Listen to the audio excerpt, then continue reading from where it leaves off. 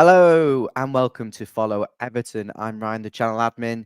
Today we're going to be talking about the latest transfer news, and that is the breaking news of this morning. First and foremost, that Everton have, I don't think we've quite agreed a deal, but it's very close between Aston Villa Football Club and Everton over Amadou Onana, and the fee is said to be in the region of £50 million, although I have read somewhere just now they're talking about it being £40 million with 5 million in add-ons, which for me I think would be taking the proverbial.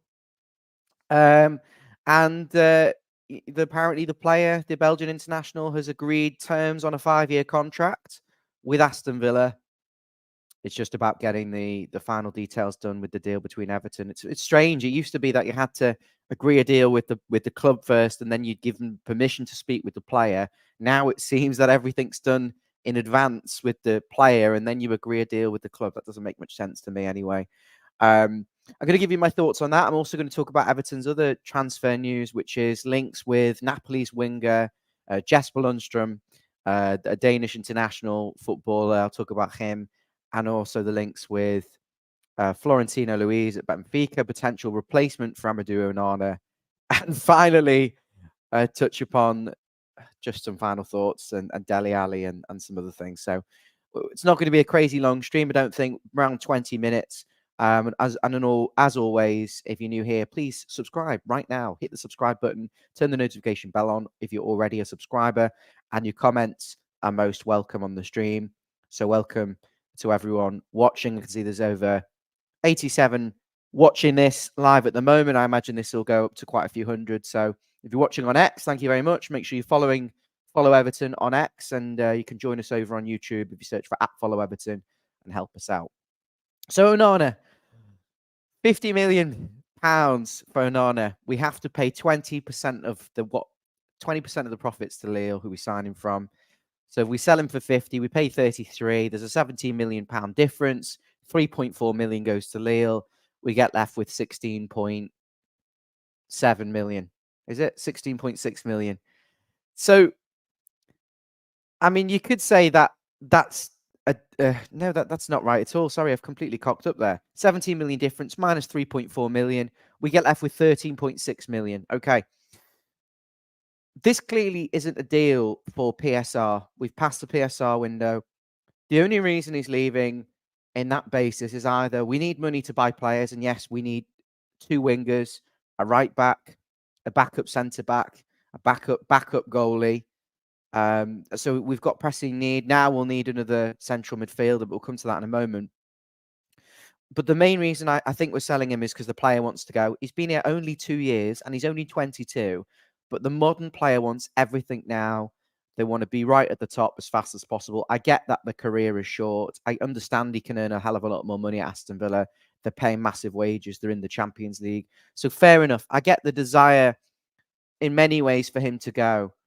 We're not making a lot of money from a business perspective here, £13 million. And how much of this actual fee from Aston Villa are we actually going to receive up front?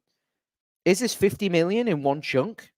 Or is this 50 million in payments of 10 million over the 5-year contract?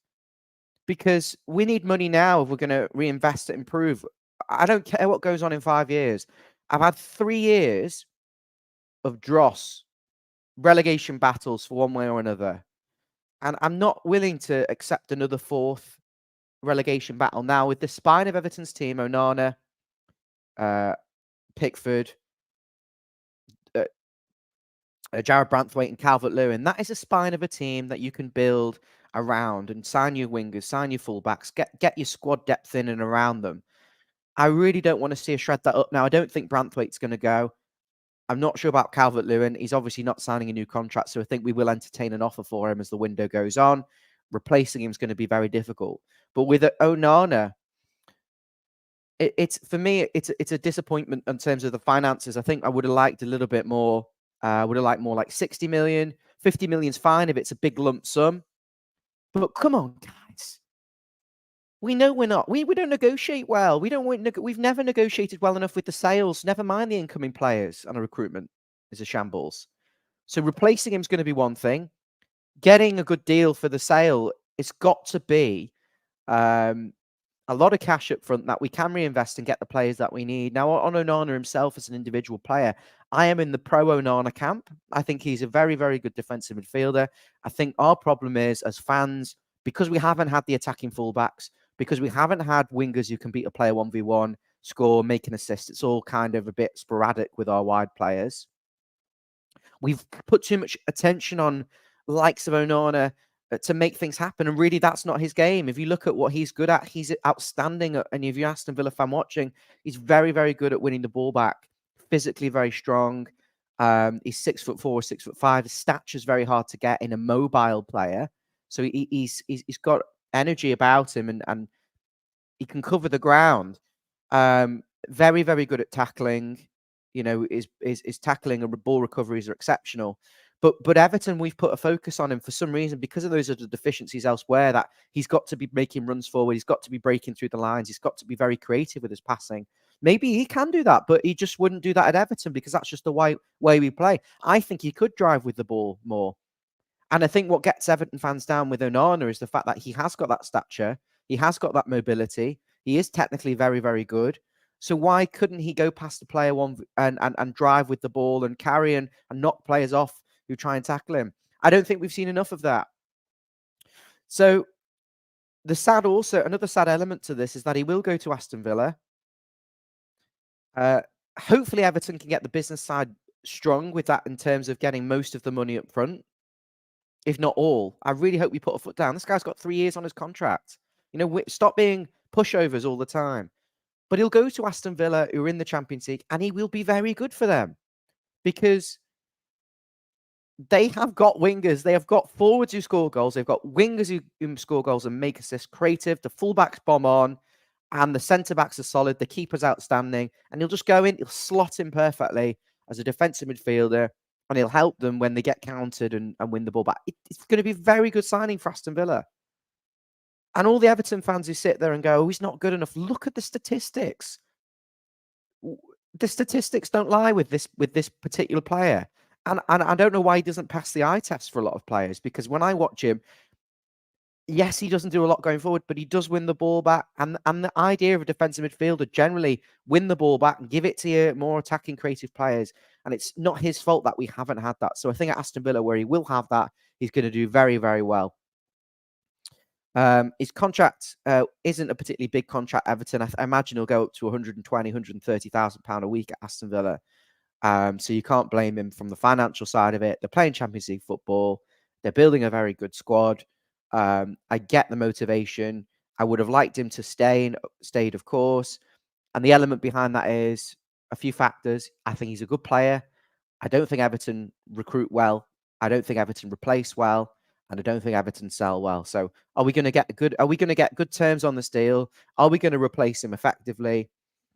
And is he going to be a big loss? And I think these are questions we need to look at. And I ask you guys watching on X, on YouTube and Facebook, what are your thoughts on this deal? Are you happy to see Onana leave? Do you think this is good business? Or are you in the camp with me, a little bit deflated and disappointed? If you turn around and said to me, Everton have got good terms on this deal and we're going to go and sign players in different positions and solve a lot of problems that we've got, I'd go, absolutely fine. I get it. As Peter Duggan mentions in the comments about Philogene, could we ask Aston Villa for Philogene on loan, on a free loan for 1 season, or do something there? Have we got any sort of ground to do that? Let's just have a little. I just want to stick on Onana for now. I know there's a few people asking about DCL. We'll move on to him. Addy saying it makes sense for him to go. I believe he'll be worth a lot more. I agree. I think he will. You know, as 22, I think he'll retain his value, and the value could grow as he plays for a side, you know, competing at the top end of the league. Paul, I don't think he was on massive wages, you know. I think I read somewhere it was quite low wages considering it was his first contract. Maybe I'm completely wrong. Maybe I'm getting mixed up there, actually. But he's going to win a lot more at Aston Villa. Jacko says he wins the ball, but he loses it. Yeah. David Roberts makes a good point. Hi, David. I think Onana, when he signs for Everton, he's already left, hasn't he? He knows he's moving on before he's even signed.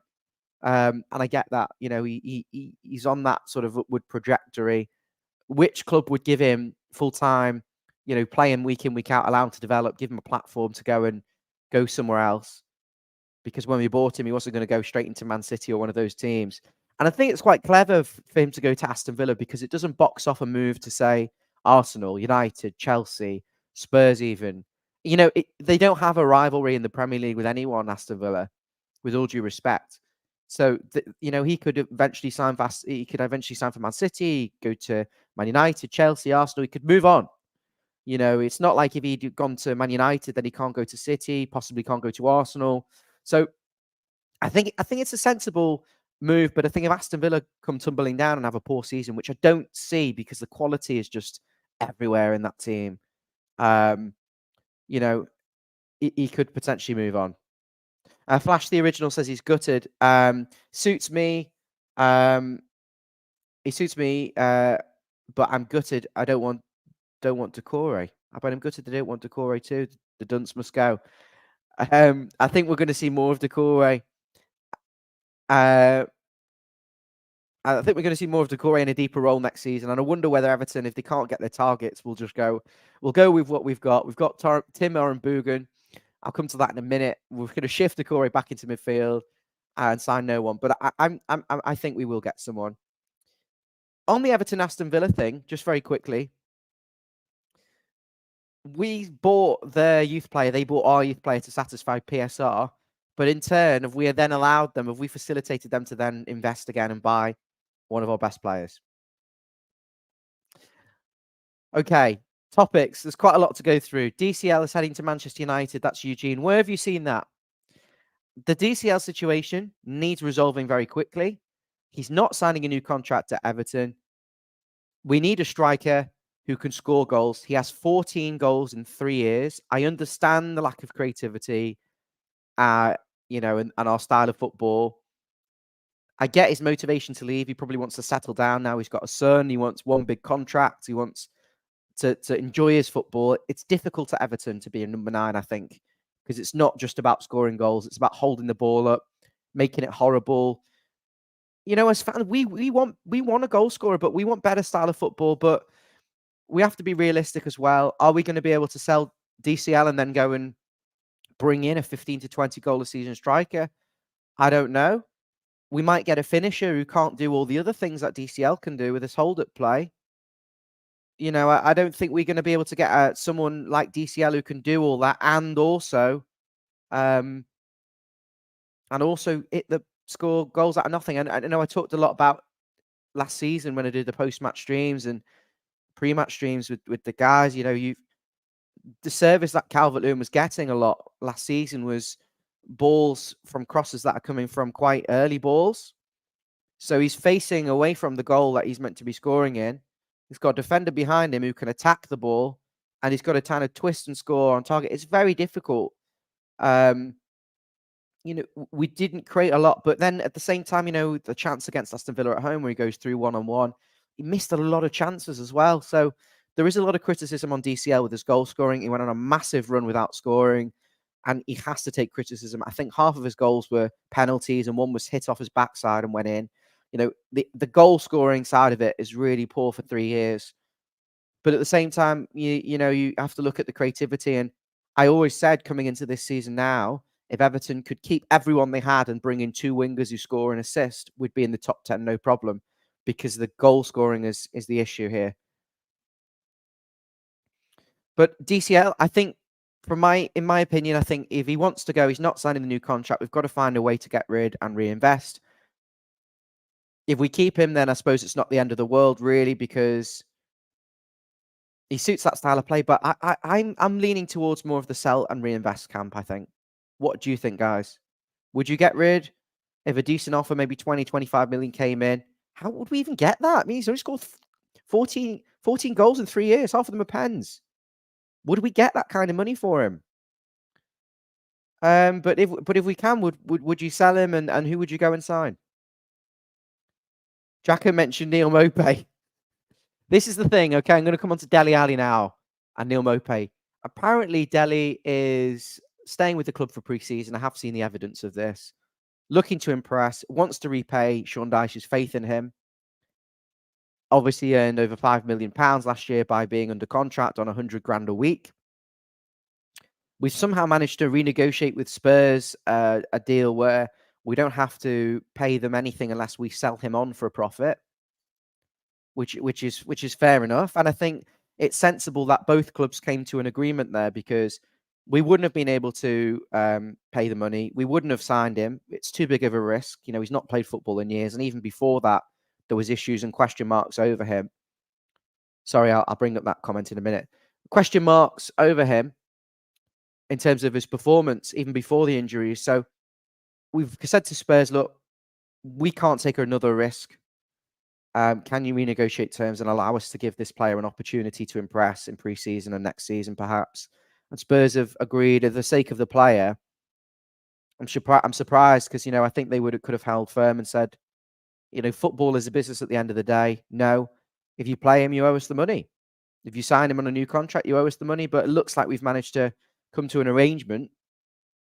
There's a lot of question marks over whether we should be signing Dele based on his past history, his lack of involvement, and his lack of performances over like 4 years, at least, I think. But, you know, what I would say in from another perspective is if he could regain some of that form, he is a fantastic player. You know, he's proven that. But as a number 10, you know, as a second striker, and what I would say is we've just gone and signed Iliman Ndiaye or Ndiaye from Marseille to play number 10. That's his position. And he's going to play because he makes an assist. That's what he did in the Championship. That's the whole purpose of bringing him in. Why would we then want another number 10? And this ties in with the comment from Jacko, who talks about Maupay. Neil Maupay's not going to play as a number 9. He'd play as a second striker. He might be reasonably effective under Dyche actually doing that with the rest of the cogs in motion. But why would we then go and give Dele a contract? Because you'd have Neil Maupay, Iliman Ndiaye, and you've also still got Doucouré, who is just going to play in one of the positions, maybe as one of the 8s or number 10. Would you then have Dele? Is Dele then going to reimagine himself as a deep line midfielder? Are we suddenly become this possession team? I'm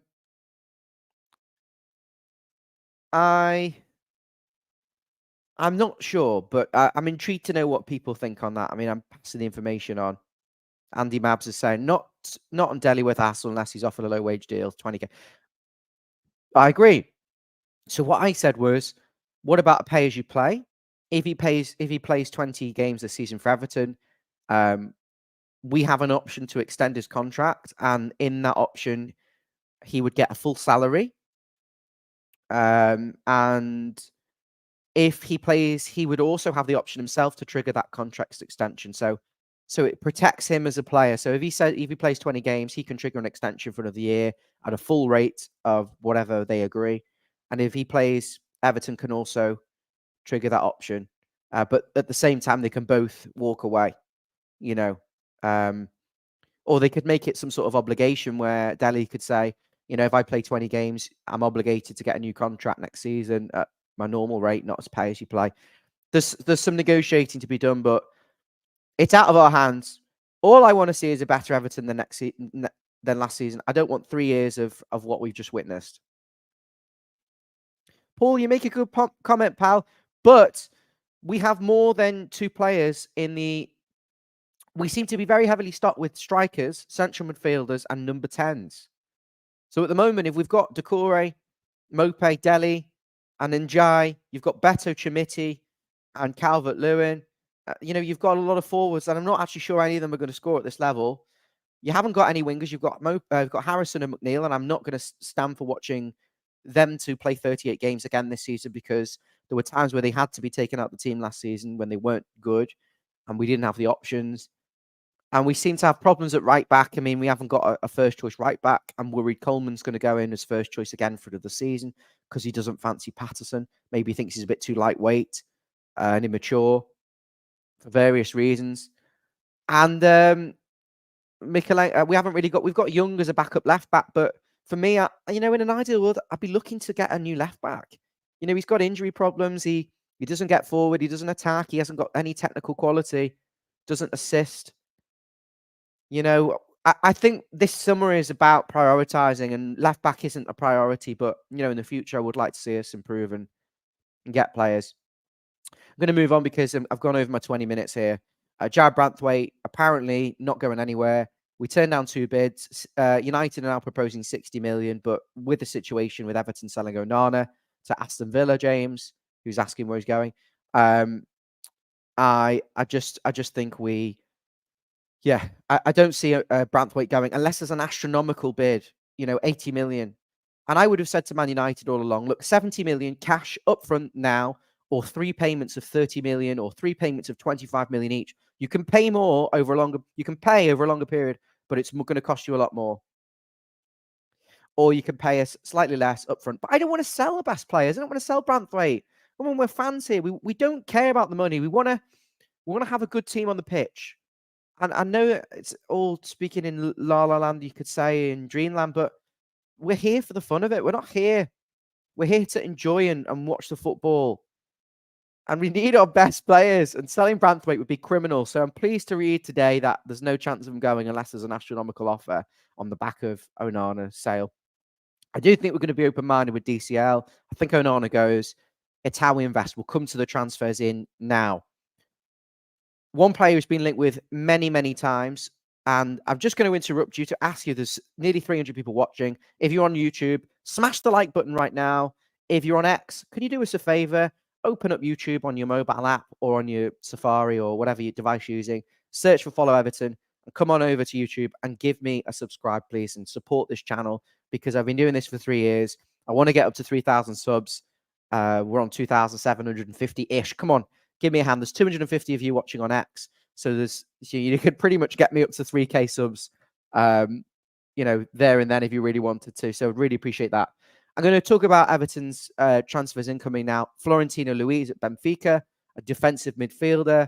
I believe he's a 6 foot, so decent stature and build, right-footed player playing in Portugal at the moment. And he is valued at approximately 20 million euros. Benfica have asked for 30 million euros.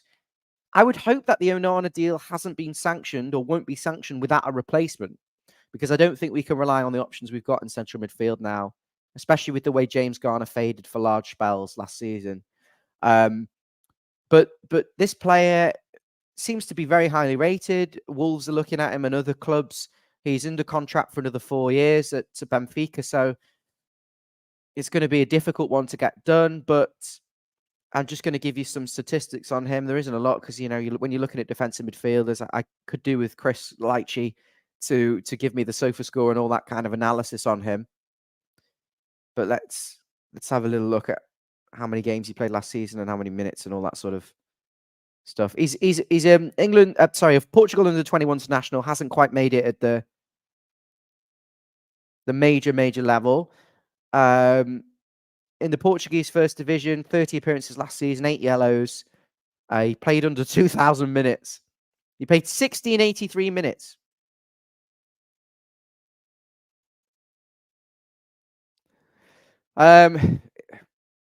So he's played the equivalent of he's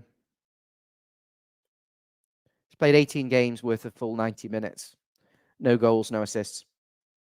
He played 3 games in the Champions League for them, 111 minutes.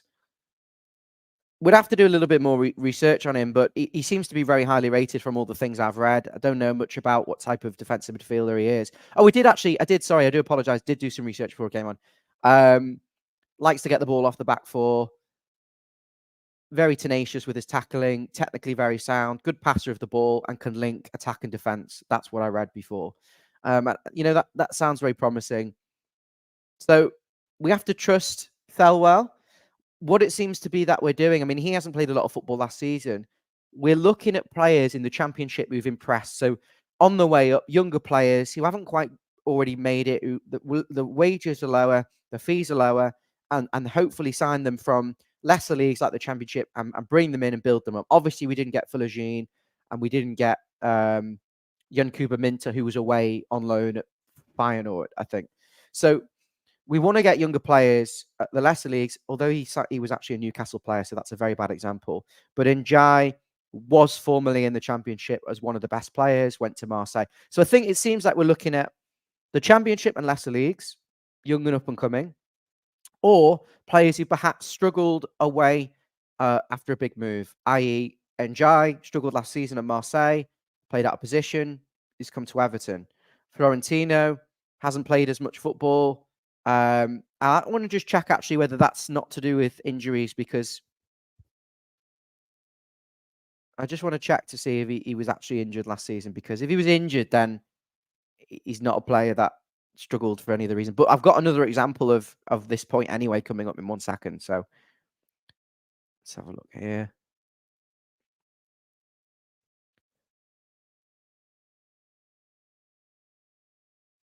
Yeah, across the 34 match days in Portugal, he just didn't play. He just, he was available the whole season, but he was like coming on for 11 minutes, 20 minutes, 12 minutes, 27 minutes, 45 minutes, 90 minutes. He wasn't playing a lot of football. 24 minutes, a couple of 90 minutes is in there, a few 90 minutes, but he was getting subbed off a lot and getting subbed on a lot. Not quite sure why that is. Was the fitness issues?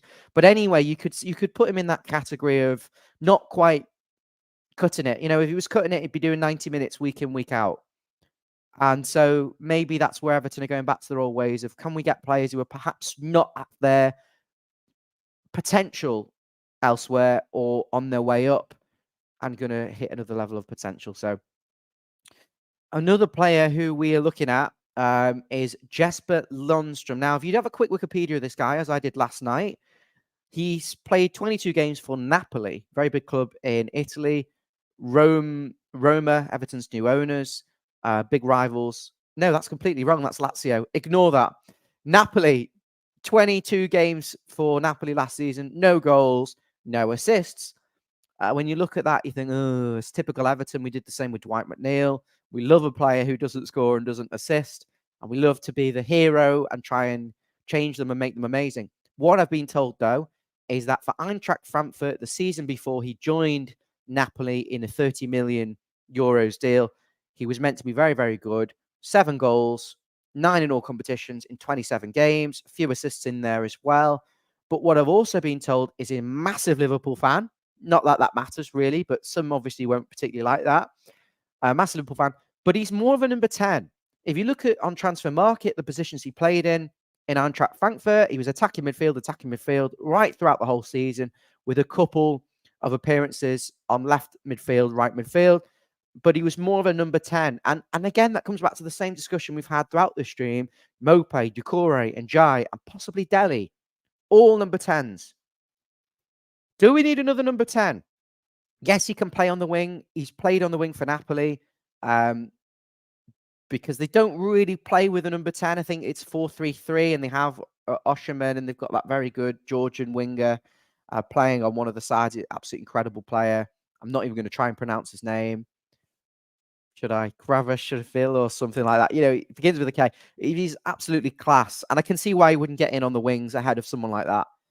But he's not broke through. So you can say, yes, he was a very good player at Eintracht Frankfurt based on stats and what people are saying with his creativity. But he's another number 10. He's not been able to get in the Napoli team that struggled last season. So what does that say about him? 29 appearances last season for Napoli, actually, with no goals. And yes, he didn't play a lot of minutes. That's what I've been told. Not a lot of minutes. But why? There's two sides to that always. He didn't play a lot of minutes. But why? Why didn't he play a lot of minutes? He's not good enough. He wasn't good enough for Napoli. Let's accept that. Instead of jumping on, I tweeted last night, potentially looking at this player, no goals, no assists. You can look back past a year. Now, people, for some reason, have this warped idea with Dele Alli. We were not allowed to look back at Dele's past. We've got to stick to the future. Stick to the current, sorry. But with this player, we were allowed to go back and look at his previous season and completely write off last season, where he clearly wasn't good enough to break into the Napoli team. Yes, he had some very difficult players playing in the wide positions, but he's a number 10. They didn't adapt to change the system to accommodate him. And they still signed him and paid 30 million euros for him. So I made a tweet last night and said, with 22 appearances, no goals, no assists. A few people jumped on me and said he didn't play much football. But my answer back to you is why? If he's good enough, why? What went wrong? Can he not settle? Can he not adapt? Is he not a good enough player? Is he not pressing and training? Is his attitude bad? Was he injured? I don't know what it was. I'm not going to confess that I know a lot about this guy. I'm just saying, he's not played a lot of football. But we have to trust Kevin Thelwell. There's a lot of people who are with me on the Kevin Thelwell situation. Why Kevin Thelwell's had this free pass. The last transfer window where we signed Beto and Young and Harrison and Danjuma, and there was a few others. But Danjuma flopped. Beto couldn't score and couldn't break into the team for whatever reason. Young is absolutely awful. I'm not having anyone say he's any good. He's a tragic footballer, and I can't believe we'd offered him a new deal. Harrison for me was the weak link in the 11, more or less. When Young and Harrison were playing, they were the two worst players. Fight me and argue with me. If you disagree, let me know in the comments. But Young and Harrison were the two worst players for Everton last season when we had our first choice 11 fit. And so, yes, Harrison pressed and he did a little bit, but there wasn't many instances of Harrison going 1v1 against a right back, beating them and getting a good ball in and someone scoring, or him cutting in and scoring. There wasn't really that. He's got a couple of tap-ins and he pressed and harried, but I didn't see it.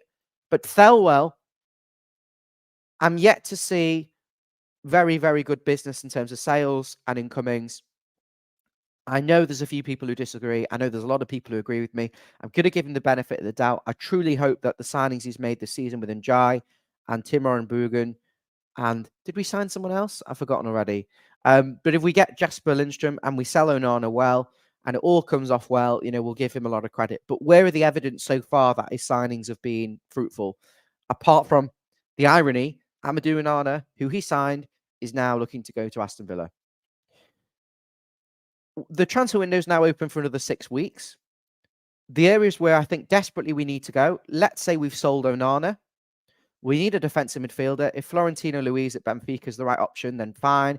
I don't want to see someone like Calvin Phillips. We need a ready-made replacement. None of this will take a punt on someone.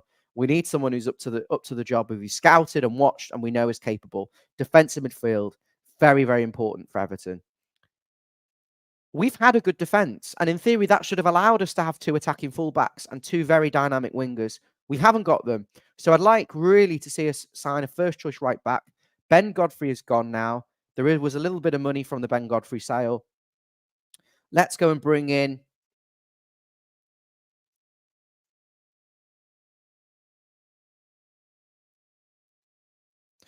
Let's go and watch...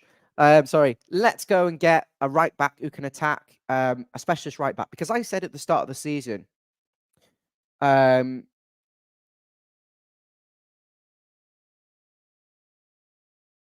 said at the start of this window, we should sell Nathan Patterson. We shouldn't give Young a new contract. We should, to save wages, we should sell Ben Godfrey and then go and sign a first choice right back and then have Coleman as the understudy. That's what we should have done. And the first choice right back has to be able to attack and defend. The money from the Patterson sale, the money from Ben Godfrey sale, and the wages saved on Ashley Young allow us to go and bring in a first choice right back. You've still got Coleman as your backup. We'll discuss a backup for this new player next season. But it doesn't look like we're doing that at the moment. But I know a lot of people agree with me right back, because what Jack Harrison arguably was guilty of, and it's not his fault actually, didn't have anyone bombing on the right-hand side to take a defender away, to allow Jack to be 1v1. He always had a lot to do. So I'd like an attacking right back who can defend. And I don't think Everton had the balance last season, as you saw when we chopped and changed. When Ben Godfrey was promised game time and came into the side, Everton couldn't score goals. We were weaker defensively as well at times. It wasn't the right option. Yes, he made some great recoveries and stuff, but he didn't have the right balance as a right back to be able to attack. When Patterson played, he was better going forward, but I think there were question marks at times over his 1v1 defending in particular. Coleman couldn't stay fit, and Young, I know, but he was a yellow card. He always had a mistake in him. He was fouling and fouling and fouling, and he didn't offer a lot. So I'd like a right back, a defensive midfielder to replace Onana, and then we've got to go and get these two wide players in who are going to get goals and get assists, and then I think we're okay. I'd like to see shift Holgate on, and in doing so, sign another backup centre-back. So we've got 4 centre-halves. I don't think Keane is going, let's face it. So that'd be Branthwaite, Tarkowski, Keane, and one more backup centre-half, who maybe can also cover right back, left back, but predominantly as a centre-half, who can actually play there and head a ball this time. We probably need a backup goalie, because we like to have 2 keepers on the bench, and we've got rid of that 40-year-old keeper who we had. I can't even remember his name. I don't think he ever played for us at any point. So we've got right back, central midfield, defensive midfield, sorry. Backup centre half once we've sold Holgate. Holgate is nowhere near, please, next season. Backup keeper, 2 wingers, both with right foots. I don't want another left footer. Right footed who can play on the left, cutting on his right foot. Right footed who can play on the right and get around the outside, but has a little bit more about him. With pace, who can press, who can cross, who can score. I know that's a lot and that's what everyone wants, but we probably won't go for the established name, as we haven't been with Philogene and Kuba Minter and all that. We've gone for potential. But that's what we need. We need someone who can beat players 1v1 and carry the ball and make some things happen, because we struggle in those games away from home on the counter-attack when we lack pace and true ability to cause a threat, and at home when teams play on the low block and we have possession and we're expected to win and break them down. So that would be, for me, the perfect window. Holgate, Mope sold. Patterson sold, I'll be honest with you, and a new right back coming in. 2 wingers and replace Onana. I think we'll finish in the top 10, no problems next season, because I think we'll be just as good defensively and we will score more goals. We'll have more options and it puts more pressure on individuals. What are some names? There's the sentimental people who love Lukaku to replace Calvert-Lewin. We asked for Lukaku. I know with good authority, we asked for Lukaku last season on loan. That was never happening. Wages, very prohibitive there. Richarlison, mentioned by a lot of people. Richarlison could play that number 10 role perfectly, because the second striker role, because he can get back and defend and he wants to play up front. He can also cover on the wings. He would be perfect. He can play in any of the front positions. That's not really going to happen, because Spurs are going to want to recoup a lot of their money back. That would come down to the player pushing and pushing and pushing. But how about a loan with a decent loan fee for Richarlison and maybe an option or an obligation to buy next season? You've got the likes of, I was looking around Spurs, they've got players like Mana Solomon, who was very good for Fulham before they signed on a free for Spurs, but he had injury problems. He may be a good loan for someone like him. Chelsea have got a lot of loan players, a lot of players they need rid of as well. Possibly some loans there for one of them. I'll leave this to the experts who do the scouting. But guys, been a real pleasure to have you joining me here for this show. Nearly 400 people watching over the last 40 minutes. That's, very good figures. But what I would kindly ask you to do, smash the like button now. If you're already subscribed, turn notifications on. And if you aren't already subscribed, can you do me a favor and search for Follow Everton on YouTube and click the subscribe button. It's free. It costs nothing. And I want to try and grow this channel, and I think it deserves to grow. So if you liked what you've been watching, smash the like button. Make sure you leave the comments, and please like and subscribe. Thanks for your company, and I'll see you all very soon with another update. Thank you.